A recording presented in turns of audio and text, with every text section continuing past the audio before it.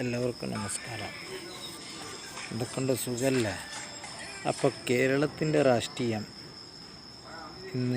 ഇന്നലെ കോൺഗ്രസിൻ്റെ 2 നേതാക്കൾ വന്ന് എല്ലാ MLA-മാരെ കണ്ട് സംസാരിച്ച് പോയി. പക്ഷെ അതുകൊണ്ടൊന്നും അവിടെ കാര്യമായിട്ടില്ല.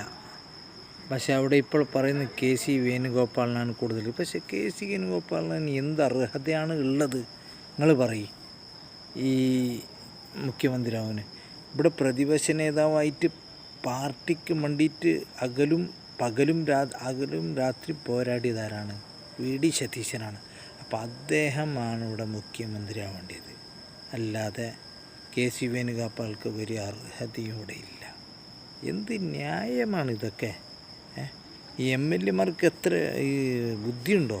ഇതാണ് കോൺഗ്രസ് തകർന്നിട്ട് പോകുന്നത് എല്ലാ സംസ്ഥാനത്തും. വെറുതെ ഒന്നല്ല.